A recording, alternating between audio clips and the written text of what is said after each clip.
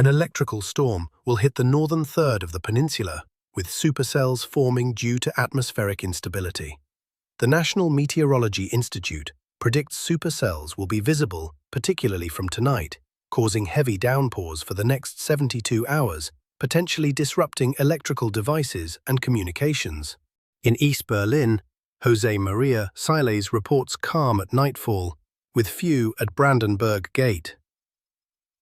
Before midnight in Neukölln, November 9, 1989, the border opens, allowing East Germans to cross west, ending 27 years of division by the Berlin Wall. A child is recording a video of himself playing the guitar when his mother interrupts. The child says, "Mum, you just ruined my tape." Maria says, "I'm going to work." Don't go to bed too late. The child's mother drives away. A woman waits in her parked car on the same street. The child opens his window and notices something unusual in the building across the street. He enters that house through the backyard and discovers Weiss's dead body. Seeing her husband descending the stairs with a knife in hand, the child flees, pursued by the man. A car hits the child. His friend arrives at the scene, calling out, "Nico!" Soon, people from the street gather around. Vera Roy wakes up. Her daughter says, "I don't like this house, and I want my room." Vera responds, "You'll get it soon," and begins pampering her. Her husband calls, saying, "I'm held up in meetings, but I'll come home soon." Gloria complains, "Everything in this house smells like paint." Ortiz suggests, "Vera, invite Aita to dinner." Aita asks his mother, "What are you doing?" She replies, noting the storm, "It's the same as years ago." Aitor, a pilot, says, "I have to go to work." As he leaves, Vera steps outside and invites him and his mother to dinner. The weather forecast reports, the electrical storm is expected to begin forcefully early tonight and last approximately 72 hours. Astrophysicists agree on highlighting the exceptional nature of a phenomenon that seems to be repeating itself, as in 1989, there was a very similar storm, with a symmetrical structure. At work, Vera, a nurse, is asked by her colleague Monica, "How's your new house?"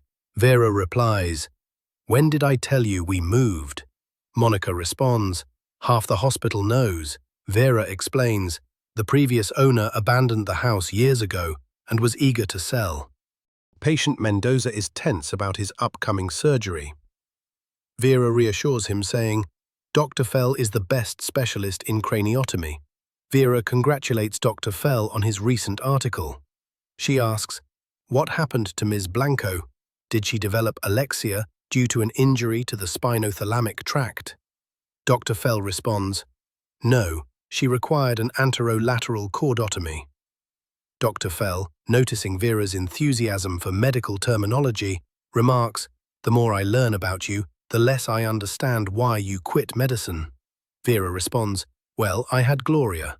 You're lucky I left medicine, otherwise I'd be the best neurosurgeon in this hospital." Gloria asked Vera, "Can my friend Greta come over?" Greta's mom replied, "I'm taking her to the dentist today." Vera asked Gloria, "Can you see anything?" "I promise I can't see anything," Gloria replied. "Are you sure you're not cheating?" Vera teased. "No," Gloria assured her. Vera set Gloria down, and Gloria happily ran to the swing. While Gloria was swinging, Vera noticed a storm approaching. Suddenly, Vera heard noises coming from one of the rooms. She found her husband, Ortiz, arranging his books. Vera picked up a photo from one of Ortiz's books and remarked, "You were dating her when we met, weren't you?" Ortiz teased, "Are you jealous?" Vera noticed a scratch on Ortiz's fingers. "What happened?" she asked. "I was putting up a shelf and cut myself," Ortiz explained. Vera and Ortiz check the adjacent room, which contains an old TV and a camera. Ortiz remarks that the camera must be at least 20 or 30 years old. They find recorded tapes dating back to the 1980s. When they play one of the tapes, it shows Nico playing the guitar, interrupted by his mother. Ortiz notes that this particular tape was recorded on today's exact date, but in 1989. Due to a weather disturbance, the lights dim and the television begins broadcasting news from 30 years ago. The streets of East Berlin appear completely normal at nightfall, with only a few onlookers gathered at the Brandenburg Gate. Vera, puzzled, wonders how the TV is playing without a tape. Ortiz remarks that modern channels no longer broadcast in analog. As the camera's power flickers, the intensifying storm, reminiscent of the electrical storms in 1989, threatens to cause malfunctions in electronic devices. "It doesn't make sense, David," Vera says. "A television signal from 25 years ago?" Meanwhile, Aitor asks Gloria to cover her ears, intending to share a secret with her mother. Gloria retorts, "There are no secrets between Mom and me." Turning to Vera, Aitor questions, "I was a better catch, and you let me go. Why?" Ortiz mentioned that they were watching some old tapes, and in one of them a boy was singing. Aitor identified the boy as Nico Lasarte, his best friend. Nico loved playing the guitar and often declared he would become a rock star. Aitor's mother used to drive them to school together every day. But everything changed when the neighbor, Angel Prieto, murdered his wife and Nico witnessed it. When Nico tried to escape, he was tragically killed in a hit-and-run accident. That night, during a fierce storm, the lights went out. The next day, lightning struck the school's facade near the clock, cutting power and cancelling classes for a week. Aitor's mother shouted, "Quiet down, you're scaring the girl. It's just a lightning storm, it'll pass, you'll see." To comfort her, she shared a story. "When I was 7, I was terrified of lightning and storms, just like you. I'd take Granny's music box and watch the ballerina dance. It helped me forget my fears." Concerned, Vera asked Ortiz, "Are you okay? Does it hurt? Maybe you should get that checked." Ortiz read about the incident Aitor had mentioned. Angel Prieto, the neighbor, had committed suicide in his cell 3 months after his arrest. According to the report, Prieto owned an abattoir and had planned to bury his wife's body beneath it, but was arrested before he could carry out the plan. Vera checks Ortiz's pants and finds a box of matches. She questions him. "Are you smoking?" He explains, "Yesterday, at the hotel in Seville, I went to a cafe. I had 1 cigarette and threw the rest away." He tosses the matchbox outside. The storm intensifies, and the cigarette packet Ortiz discarded is an Arabesco brand. Lightning flashes as the storm grows stronger. The TV suddenly starts playing again. Hearing the noise, Vera wakes up and enters the room, where the TV is broadcasting news from 30 years ago. As she presses a button, Nico's image suddenly appears on the screen. He is holding a new tape, preparing to record a video. When Vera switches on the camera, lightning strikes the TV antenna, and Vera becomes visible to Nico on the screen. Vera can also see Nico's mother on the tape, who says, "Nico, I'm going to work. Don't stay up late. You have class tomorrow." Nico and Vera can see each other through the screen. Nico says, "Hello," and Vera is shocked. He asks, "Can you hear me?" Vera switches off the TV and starts to leave, but hesitates, turns back, and switches it on again. Nico says, "Hello again. Can you see me?" Vera replies, "Yes." Nico notices a sign in the background and says, "That sign is the same as the one at Valpineda station. How do you have it?" Vera responds, "My husband and I stole it. Aitor, your neighbor, introduced me to Ortiz, my husband. I met Aitor at Valpineda station. Aitor's mother takes you to school. Do you know how I know? Because it already happened." Nico hears strange sounds coming from the building opposite. He looks toward it, and Vera calls out, "Nico, come back." He turns to her and asks, "How do you know my name? You used to live here." "Something's wrong next door." "Don't go. Please, you shouldn't go. Wait, am I dreaming? Wait, look what I have, look. My tapes. How did you get those? Nico, I live in your house. This is your house. In 25 years' time, She shows her mobile, which had a newspaper article about Nico's death. "This is you, if you go outside. This is a trick. How did you do it? You are lying. I know what's going to happen at your school tomorrow. Lighting is going to hit the clock at the entrance. The entire school will lose power and classes will be cancelled. If you stay in your room, you will see I'm right. But if you go outside now, you will be dead." As Nico stands up, Vera pleads with Nico not to go outside. She shouts, "Please, stay inside. Don't go, a car will hit you." Nico leaves as Vera kept shouting. Nico leaves home. As he reaches the road, a car passes by. As Nico's mother Maria comes back from work, she receives a call from Aitor's mother Clara, who says, "I'm not feeling well. My brother Roman will take the kids to school. Why are you awake? I dreamed without sleeping. A woman from the future spoke to me through the TV." Vera woke up in the hospital. A nurse tells Vera, "They are waiting for you." As Vera entered the operating room, she saw Mendoza lying on the table. Confused, she asked, "Why is he here?" The nurse replied, "Mr. Mendoza has cerebrovascular insufficiency. Dr. Fell performed surgery on Mendoza yesterday. Mendoza is your patient, Vera. We need to open him up now." Monica tells Dr. Roy, "Are you ready to get dressed?" "What did you call me? What's happening here? What is this? What are you doing?" "Dr. Roy, are you all right? Nico survived that night." The next day at school, he noticed the clock on the school building had been struck by lightning. As reported by the woman on TV, the storm had caused an electrical fault, leaving the school without power. Vera visited Gloria's school. Greta, Gloria's friend, said, "I don't know Gloria and I don't remember you." Teacher Miranda echoed this, stating, "I don't know Gloria and I don't know you either." Meanwhile, Aitor's uncle, Roman, told Clara, "Class is suspended. I have to go to work at the airport. Nico forgot his keys, so he'll stay here for now." When Vera visited David Ortiz's office and asked to see him, the front desk receptionist, Lydia, mistook her for Ms. Velasquez. Lydia said, "Mr. Ortiz is waiting in his office. Please go in." Vera entered and asked Ortiz, "What's happening?" "Lydia doesn't recognize me. I went to Gloria's school and she wasn't there. They told me she's not a student." She paused, then demanded, "Where did you leave Gloria?" Ortiz replied, "I'm sorry, you're not Ms. Velasquez, are you?" Vera, frustrated, snapped, "That's enough, David. I'm exhausted. Stop this nonsense and tell me where Gloria is." Ortiz, confused, asked, "Who are you and who is Gloria?" Vera exclaimed, "Gloria is our daughter. I don't know why David or my daughter's school act like I'm someone I'm not. When was the last time you saw your daughter?" "Last night. She was frightened of the storm."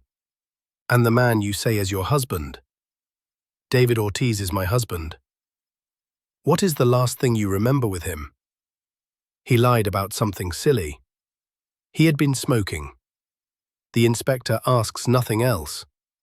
"If you want me to help you, you have to help me to understand the smallest details. Before everything changed, what is the last thing you remember?" "The story of the boy who lived in our house." The boy was a neighbor of Aitor Medina, our friend. Aitor told us that he died. Hit by a car, running out of another house. A man killed his wife, and the boy found out. Then I think I dreamt about him. He appeared on an old television. Before he died, I tried to save him. I tried to warn him, to save him. Do you remember the boy's name? Nico Lacerate. And then something very strange happened. I don't remember anything else. All I can say right now is that you are confused. We have verified that you don't live where you said. You are not married to David Ortiz. There is no birth certificate for your daughter. She officially was not born. We haven't found a single photo of her. Nobody has ever seen her, Vera. The life you speak of only exists in your mind. Nico draws a picture of Vera. He is waiting for the TV signal, hoping that Vera will show up again. Through his window, he notices Aitor uncle, Roman, and Prieto together. Roman hands over passport and tickets to Prieto. Dr. Fell runs some tests on Vera Roy. The results don't show any anatomic alteration. Your brain's activity is optimal, so we can dismiss any neurological impairment. He was your first intervention leading a surgical team.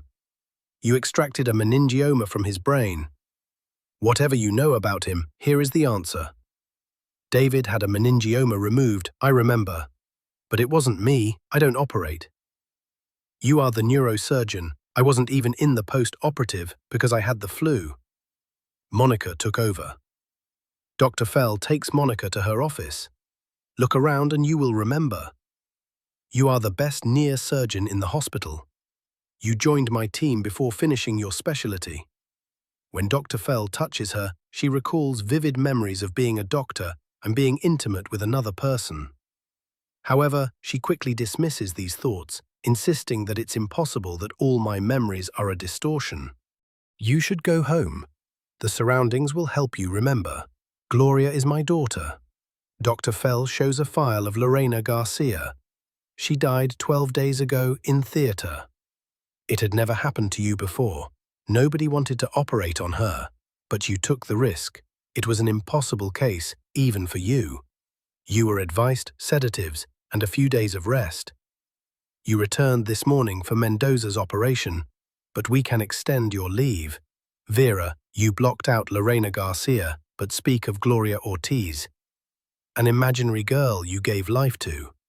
You made up David Ortiz as your husband because you have connected your first patient to your last. Your mind had drawn a circle. Vera notices the stormy clouds and wonders if there's another explanation. As she enters the lift, the inspector says, "You're frightened." Vera responds, "I'm not scared. I'm starting to understand many things, really. The strange events, this entire situation, began with the storm. That might have changed everything."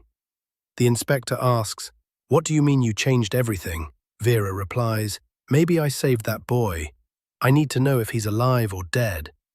The inspector asks, "Why?" Vera answers, "To get my daughter back." Vera then leaves without the inspector.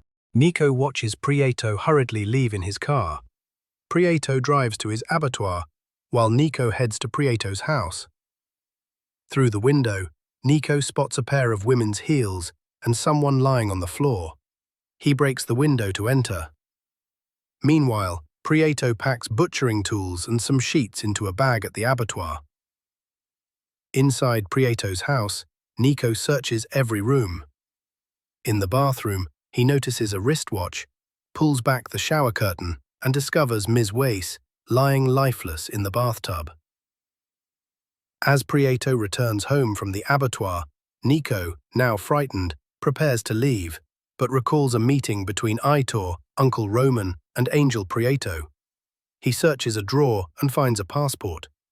Prieto arrives home, and his dog barks incessantly. Nico examines the passport and sees Clara's photo. Hearing Prieto's car, he slips the passport back into the drawer and attempts to flee, but Prieto enters the house. Nico hides under the bed, where he notices a watch with the initials CM etched on the back. From his vantage point, he can see the bathroom. He watches in horror as Prieto spreads sheets on the bathroom floor and begins dismembering his wife's body with a saw. Meanwhile, Vera arrives at her house and notices the swing is missing.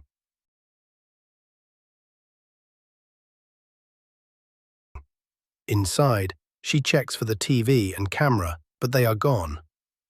She searches the computer for Nico Lasarte, murdered 1989, and discovers that Nico Lasarte is a fictional character created by Karen Sardon. Ursula emerges from behind, assuming Vera is the person who broke into her house moments ago. She shouts, "What are you doing in my home?" Vera responds, "This is my house, and it was Nico Lasarte's house too. I just want to know if he's okay and where he is." Ursula calls out for her husband.